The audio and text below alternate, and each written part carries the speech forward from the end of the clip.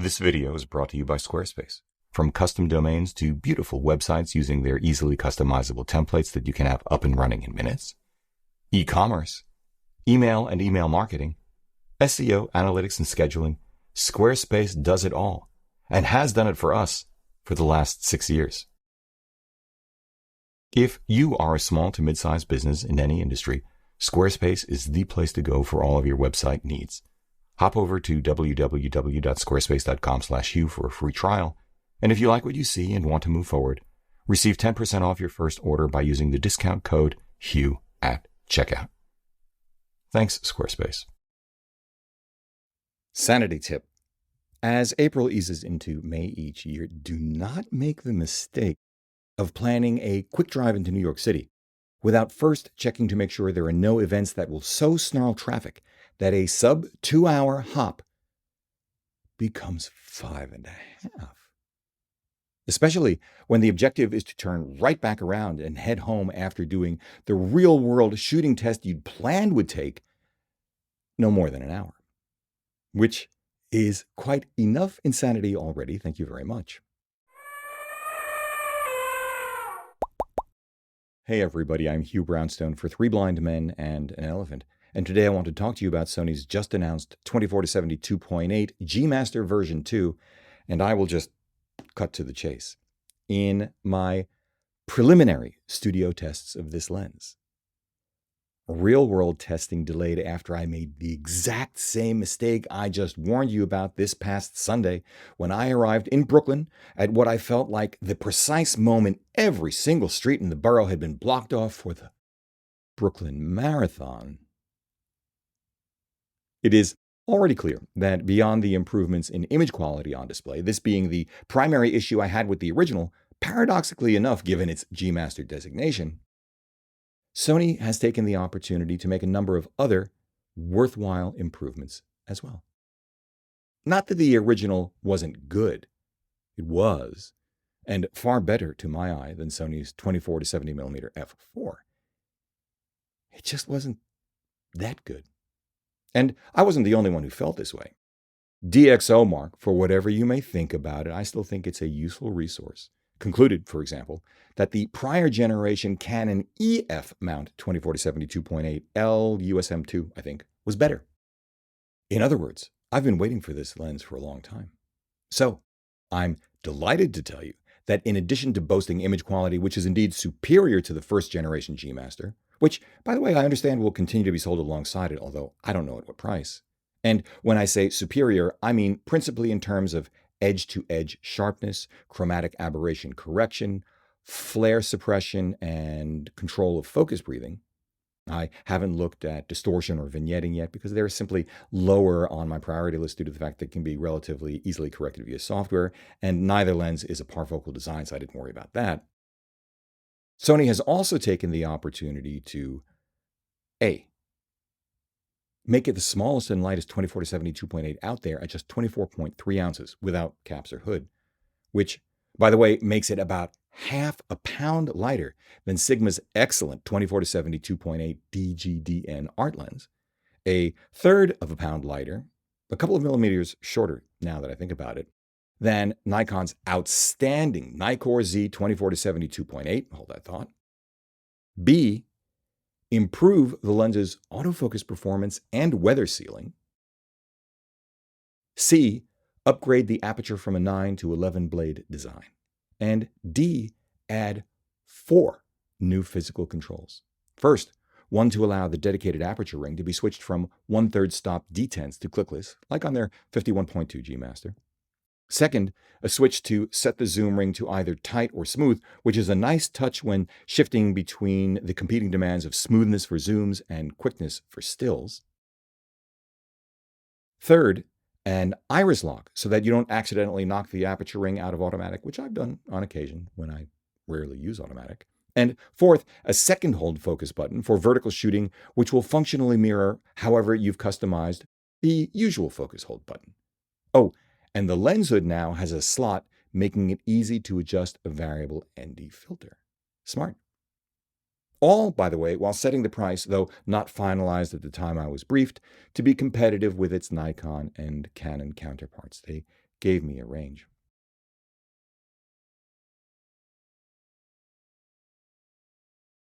Actually, I should mention two other things before moving on. First, while neither version of the lens, as I just said, is a parfocal design, and neither Claudia nor I zoom while filming anyway, our A7 IV's autofocus can do a pretty good job of simulating parfocal performance. Second, our A7 IV's focus breathing control is compatible with both versions of the lens. So Sony's emphasis on correcting breathing in the new lens itself, which is laudable, good stuff, I support you, may or may not be all that important to you based on what body you're using and how you weight the other advantages of this newer lens. Moving on. How does version 2 compare to alternatives within and without the Sony Fe Mount ecosystem? Well, based on the couple of lenses we had on hand, version 2 is marginally better than Tamron's shockingly good, shockingly light, and relatively inexpensive at $900 28 to 75 2.8 G2. Hold that thought, although I should tell you the Tamron is so compelling a package that we bought one for our A7 IV and use this setup as our primary kit for all of our video needs. Even if I'd have preferred to have the wider field of view of a 24mm bottom end, and I would have happily sacrificed the extra 5mm at the top. We'll come back to this in a bit. Taken in toto, the version 2 Sony is essentially on par with the best 24-70 2.8 zoom I've ever used, Nikon's $2,300 Nikkor Z 24-70 2.8S. Sometimes one is a little bit better than the other, a little bit worse than the other. Hold that thought too. The Nikkor Z is another lens we've spent our own hard cash on, and then we bought a Z7 II to go with it, which together now serve as Claudia's primary kit for her personal street photography. And difficult as it is for a primes kind of guy like me, this version 2, all of these lenses actually, are optically on par with, sometimes better than, quite decent primes, like the lovely little Sigma I-Series 24 f3.5, which we also bought for my Leica SL2, although the I-Series is available in Fe mount as well. On the other hand, 1, while that smooth tight switch does a lovely job of smoothing out the zoom, it doesn't do that for the focus ring, which means it's actually much harder to pull focus smoothly with this lens than it is with the Nikkor Z. I know you like me to say Nikkor. The focus ring on the Sony feels like what it is, a fly-by-wire focus ring with no feel, not easy to control. And oh yeah, I'd have changed the wording. Setting the switch to tight is what allows a smooth zoom, while what Sony calls tight actually feels loose to me. Go figure. 2. It doesn't have a display on the lens itself the way the Nikkor Z does, a Zeiss Otis-like LED panel that allows you to switch among aperture, focal length, distance, and depth of field views, and which actually comes in handy. 3. The second focus hold button on the lens strikes me as more redundant than anything else, at least until they allow it to do more than mirror the first function button. Although, okay, when you rotate the camera 90 degrees for a quick vertical shot, it is easier to access that top button using your thumb again, rather than changing your grip entirely to accomplish the same thing. 4. It took major pixel peeping for me to see image quality differences among any of these lenses. 5. The version 2 is still about 6 ounces heavier, and call it 2.5 times the price, closing in on 3 times the price of the Tamron. And 6, although the two are very close optically, that is, the Sigma and the Sony, I'd say indistinguishable for 99% of us, 99% of the time. And the Sony is significantly lighter and has significantly better autofocus than the Sigma. The Sony is also more than twice the price of the Sigma. But with all of this said, hey, don't take my word. Take a look for yourself. Do you, for example, see any difference between this or this? Although, did I get the color temperature right when I switched lenses? And are there slight differences in color or transmission? Because we are, after all, using f-stops and not t-stops. You get the idea, though, right? And then there's this. When I compared the Tamron to the Sony, set to 35mm wide open, both show a little chromatic aberration. The Sony just edges out the Tamron for center and corner sharpness,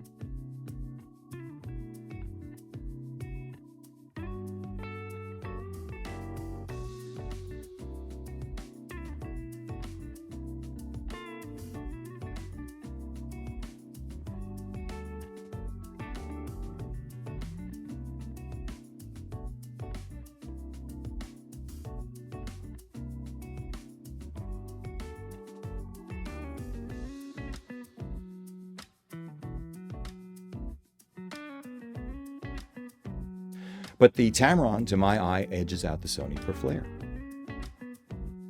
Viewed between 700 and 1000% magnification and allowing for the 12 megapixel difference in resolution, it appears that the new Sony matches Nikon's Nikkor Z for sharpness and flare control across the frame wide open at 35mm, with the Sony getting the nod for ever so slightly better chromatic aberration correction, which is impressive.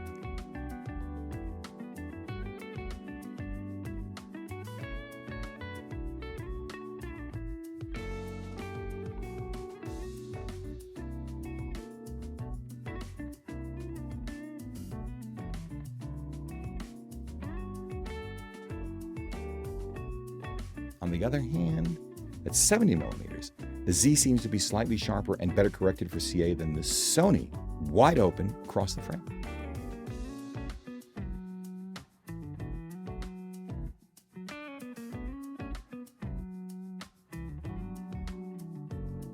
At 24mm, the Sony is sharper on the right edge of the frame, the Nikon sharper on the left side of the frame. Both are equally sharp in the middle. They are also equally well corrected for chromatic aberration in the center, although the Nikon seems to be ever so slightly better corrected for CA on either edge. And at 50mm, I'd give the edge to the Nikkor, but just, and then only once you reach 600% magnification, going all the way up to 1350% magnification or so. And then there are all the other apertures, but they look the same after f4.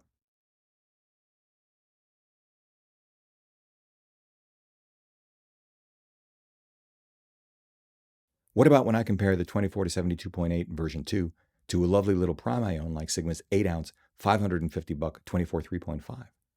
I'd call it a draw. Although sometimes I like the Sony better, other times the little Sigma. What about focus breathing? As I said, both Sony lenses are excellent and compatible with the A7 IV's focus breathing control.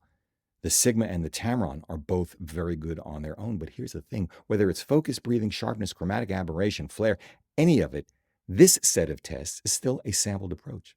As those of you who know me may have heard before, no one in the YouTube world, as far as I know, does fully comprehensive lens tests, which is to say, repeatable tests using actual three-dimensional objects at minimum, mid, and infinity focusing distances across all apertures at base, mid, and high ISO with an appropriately robust tripod, under a variety of lighting situations, running up to 3 or 4 stops under or overexposed, at every focal length when testing zooms, across multiple resolutions when testing for video or stills, with multiple copies of the lens.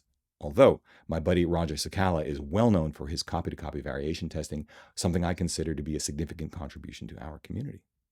The thing is, I've seen differences in image quality as a function of each of these parameters, including focus breathing performance at different distances, which, when I first saw it, struck me as spectacularly counterintuitive, which shows you how much I know. Still, I've been around long enough, and this sampling approach sufficient, I think, for me to be convinced that we have reached a point in the evolution of lens design, materials science, and manufacturing precision with these vendors at this level that we are dealing pretty much with margin of error differences among these lenses, especially when considering the various resolutions at which most of us shoot. Where there are image quality differences, they are most apparent at higher resolutions. Yet, even then, those differences may be a function of copy-to-copy variation. Maybe I didn't have the sensor perfectly parallel to my test objects. I always worry about that. I try. Or perhaps my eyes are just not good enough to see them. I will say that if we had a higher resolution sensor, we might see more differences with this version too.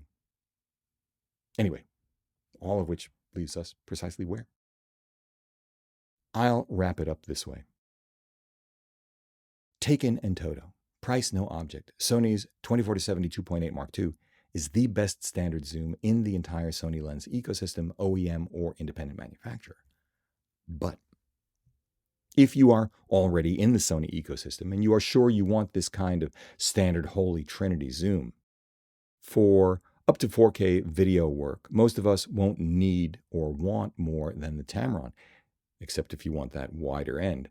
And it is in fact a better choice than the more expensive Sigma because of its superior autofocus, lighter weight, and lower cost. This is why we bought the Tamron. The Tamron is also a better value than the original G Master and this version too, again, if you can live without the 24mm at the wide end. For stills, again, most of us don't need more than the Tamron, especially at or below 24 megapixels.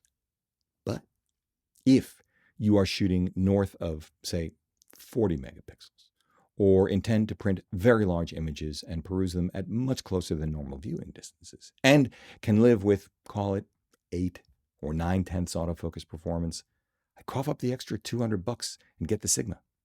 I think it is marginally, optically superior to the Tamron, like the Sony. If, however, you need the best possible performance across stills and video at, say, 50 or 61 megapixels and 8K respectively, from an image quality, autofocus performance, and functionality perspective, and you've got the cash, yes, this new G Master is the way to go. You sacrifice less than you might imagine in terms of weight penalty relative to the Tamron, and you do get the best of those 3 parameters available in the Sony Fe Mount ecosystem, although if, as a true hybrid shooter, image quality is your primary concern, you don't shoot sports or wildlife, and you don't need whack-a-mole or track the gnat autofocus performance, you know what? I'd go with the Sigma for half the price and put up with the extra weight. On the other hand, is that a third hand? Have I already used up all the hands? Finally, if you are not already invested in the Sony ecosystem, I'm here to tell you there is now one other company to consider which matches Sony's breadth, depth, and image quality for zooms and long telephotos, and offers what I consider to be a superior set of options, moderately fast primes from 20 to 85 millimeters at better prices. Nikon. I bet you didn't see that coming. Up until a few months ago, neither did I. This video is brought to you by Squarespace. From custom domains to beautiful websites using their easily customizable templates that you can have up and running in minutes, e-commerce, email and email marketing, SEO, analytics, and scheduling, Squarespace does it all and has done it for us for the last 6 years. If you are a small to mid-sized business in any industry, Squarespace is the place to go for all of your website needs. Hop over to www.squarespace.com/Hugh for a free trial. And if you like what you see and want to move forward, receive 10% off your first order by using the discount code Hugh at checkout. Thanks, Squarespace. If you like what you've seen here today, please give a thumbs up, subscribe, join the conversation below because this is an incredible audience. If you'd like a copy of our Streets of New York, the book, head over to www.3bmep.com/books. If you'd like to schedule a one-on-one video session with me for a portfolio review, explore or hone your artistic voice, select gear, and more, sign up at www.3bmep.com/booking. Finally, consider supporting our work by using our no-cost-to-you affiliate links down below, picking up some official Three Blind Men and an Elephant swag at 3bmep.threadless.com, sending coffee money via PayPal, or best of all, join us as a patron over at Patreon. However you choose to support us, as always, we thank you for it.